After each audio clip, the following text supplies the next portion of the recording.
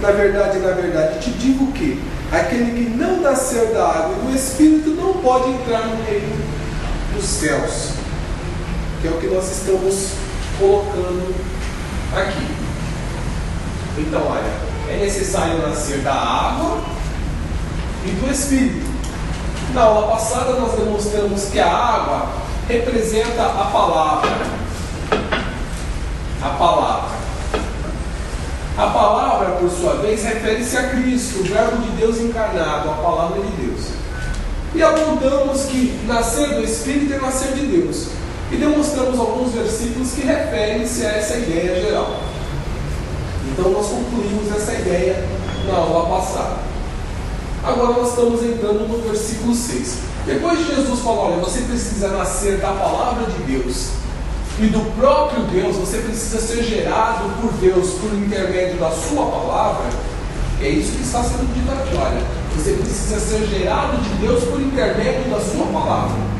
Nascer da água e do Espírito. Você não pode entrar no reino dos céus. E Jesus dá um motivo. O versículo 6 é o motivo por que ele deu esta doutrina. Jesus fala, olha, você precisa nascer da água e do Espírito, ou seja, você não pode entrar no reino dos céus enquanto não nascer da água e do Espírito. Por quê? Porque o que é nascido da carne é carne. Isso aqui é uma explicação. É um argumento explicativo. O que é nascido da carne é carne. E o que é nascido do Espírito é Espírito. Então nós temos, irmãos, quando que o homem é gerado da carne? Quando que o homem é nascido da carne? Isso nós já demonstramos na aula passada. E nós temos que dar uma lida em João capítulo 1, versículo 12, para nós interpretarmos isso. Então nós temos lá no capítulo 1, versículo 12, dizendo assim, olha, mas a todos quantos o receberam, ou seja, todos quantos receberem a Cristo, creram em Cristo, Deus deu-lhes o poder de serem feitos filhos dele, aos que creem no seu nome. Então todos que creem no nome de Cristo, Deus deu esse poder. Que poder? A que se refere esse poder que Deus deu aos homens? Aí nós temos que verificar o que o apóstolo Paulo fala. Olha, o Evangelho de Cristo é poder para todo aquele que nele crê. Qual foi o poder que Deus deu aos homens para que eles fossem feitos filhos de Deus? Deus deu o Evangelho. Não me envergonho do Evangelho de Cristo, pois é poder de Deus. Então ele define, em poucas linhas, que o Evangelho é poder de Deus. E ele não se envergonha do poder de Deus, que é o Evangelho. Então ele está falando assim, olha, mas a todos quanto receberam, ou seja, que receberam a Cristo, Deus deu-lhes o poder de serem feitos filhos. Que poder é esse? Refere-se ao Evangelho, porque o Evangelho é poder de Deus. Então, estas relações nós temos que fazer quando lemos a Bíblia. Então, todas as vezes que nós lemos esse versículo, tem pessoas que pensam que o poder é um sopro, que é uma gritaria, que é tem uma ideia bem distorcida de que tipo de poder que foi dado aos cristãos. Então, o apóstolo João, aqui quando ele escreve assim, olha, a todos quanto receberam a Cristo, eles receberam o quê? Poder de Deus. Por quê? Porque o Evangelho é poder de Deus, conforme o apóstolo Paulo deixou estabelecido. Não me envergonho do Evangelho, pois é poder de Deus. Então, o Evangelho foi dado para que os homens se tornassem filhos de Deus. E o Evangelho, por sua vez, é poder. E Cristo é o poder de Deus. E aí, no próximo versículo, o apóstolo João coloca, olha, os quais, ou seja, os filhos de Deus, não nasceram do sangue, não nasceram da carne, e nem nasceram da vontade do varão. Ou seja, o que é nascido da carne são aqueles que são gerados segundo a carne, segundo o sangue, segundo a vontade do homem. Então o homem, ele quer gerar filhos, ele tem vontade de gerar filhos, ele gera filhos. Isso está dentro da vontade do homem. Deus deu essa capacidade ao homem, ele pode gerar filhos. Um anjo, por mais que queira, ele não consegue gerar filhos. Porque não foi dado isso aos anjos. O anjo não tem o poder de dar vida ou ter uma geração de anjos. Ele não pode criar semelhantes a eles. O anjo não pode gerar outro anjo. Só que a nós foi dado esta vontade e esta capacidade. Então todos nós podemos gerar segundo a carne. E Jesus fala: olha, você precisa nascer da água e do Espírito. Ou seja, você precisa nascer de Deus por intermédio da sua palavra, porque a sua palavra é poder. Por que você precisa nascer da água e do Espírito? Por quê? Porque o que é nascido da carne é somente carnal, é carne. Ou seja, ele está falando aqui, irmãos, da semente de Adão. Lembra da aula da semente que nós falamos? Então temos aqui a semente de Adão. O que é nascido da carne, ele é carne, é carnal. Porque refere-se à semente de Adão, que é uma semente incorruptível. A carne, os nascidos de Adão, eles não podem herdar o reino do céu, porque carne e sangue não herdam o reino dos céus. É por isso que João, quando coloca aqui, olha, no versículo 13, os quais não nasceram do sangue, nem da vontade da carne, nem da vontade do homem. Por quê? Os gerados segundo a carne não podem herdar o reino dos céus. Então nós temos uma relação de filiação. Os filhos de Adão, eles não podem herdar o reino dos céus. Por quê? Porque eles não são filhos de Deus. São criaturas, não são filhos de Deus. Porque os gerados de Adão são carnais, são participantes de uma semente corruptível, uma semente que perece. Todos que são nascidos de Adão são comparados a árvores. E eis que o machado está posto à raiz das árvores. Por quê? A planta que o pai não plantou, ou a semente que o pai não plantou, essa será arrancada. A semente de Adão será arrancada. Por isso que é uma semente corruptível.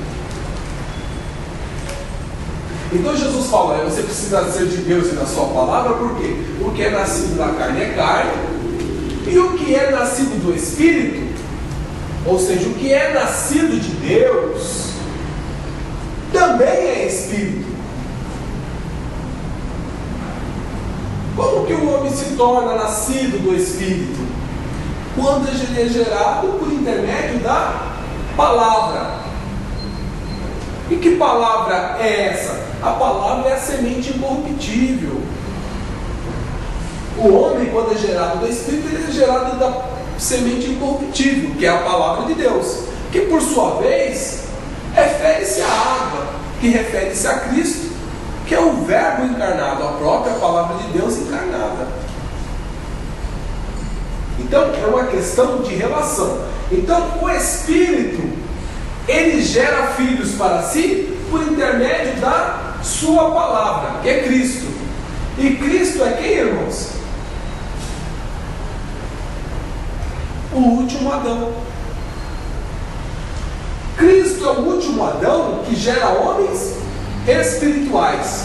Adão, o primeiro Adão, que é homem carnal, gera homens carnais. O que é nascido segundo Adão é carne. O que é nascido segundo o último Adão é espírito.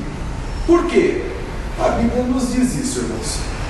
Vamos dar uma lida em 1 Coríntios, capítulo 15. Isso é para nós ilustrarmos o que já foi exposto aqui, irmãos. É só para nós ilustrarmos. Então, aparentemente, esses versículos parecem não ter relação com o que estamos expondo aqui, mas está intimamente ligado com essa ideia.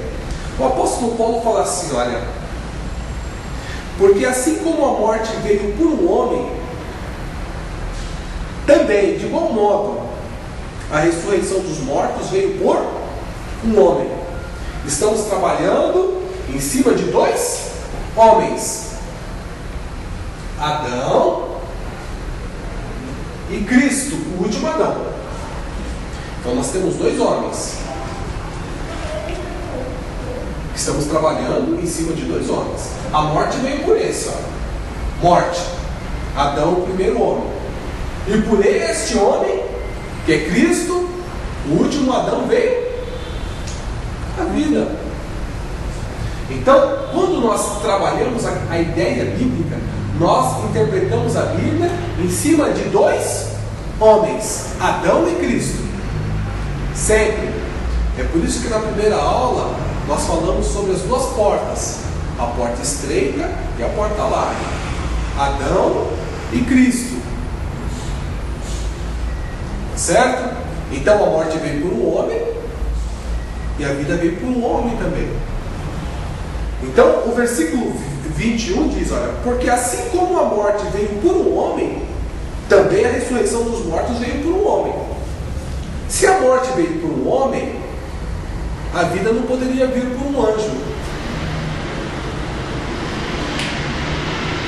É certo? Se a morte veio por um homem, a vida não pode vir por um anjo.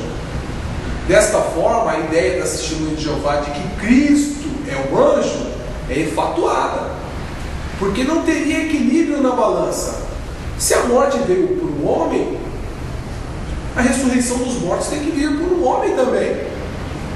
É por isso que Cristo teve que se tornar homem, para realizar a redenção da humanidade. A justiça, né? Isso, para equilibrar a questão da justiça, para estabelecer-se justiça. Então nós estamos trabalhando em cima de dois homens, por quê? Porque a justiça se estabelece aí. Então nós sempre vamos encontrar na Bíblia essa questão: porta estreita, porta larga, caminho estreito, caminho largo, a questão de equilíbrio. Primeiro Adão, último Adão. Veio a morte, veio a ressurreição dentre os mortos, porque nós estamos sempre trabalhando com esses dois homens.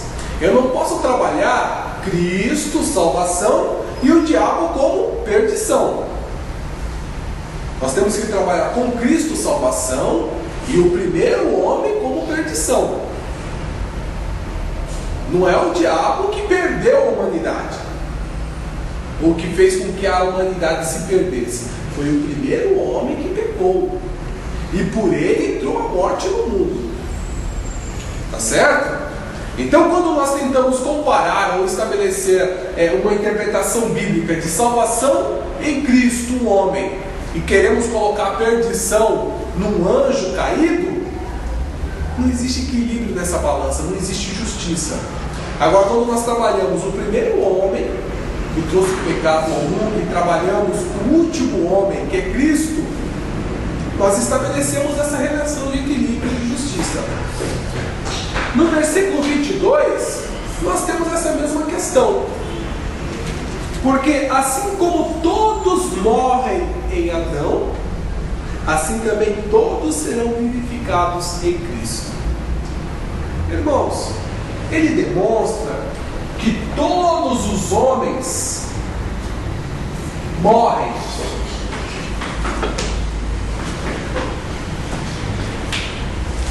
Todos os homens morrem em Adão.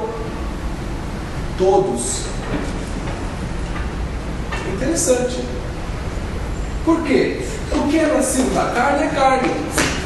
Todos aqueles que nascem da carne de Adão, o que acontece com eles? Morrem. Desviaram-se todos. Todos pecaram e destituídos estão da glória de Deus. Então nós estamos trabalhando uma questão de que todos os homens morrem em Adão. Mas todos que nascem de novo por Cristo, o último Adão, o que acontece? Eles são vivificados, são ressuscitados. Então nós estamos trabalhando esses dois homens, Adão e Cristo. O capítulo 15 de 1 Coríntios, ele demonstra isso de forma muito clara.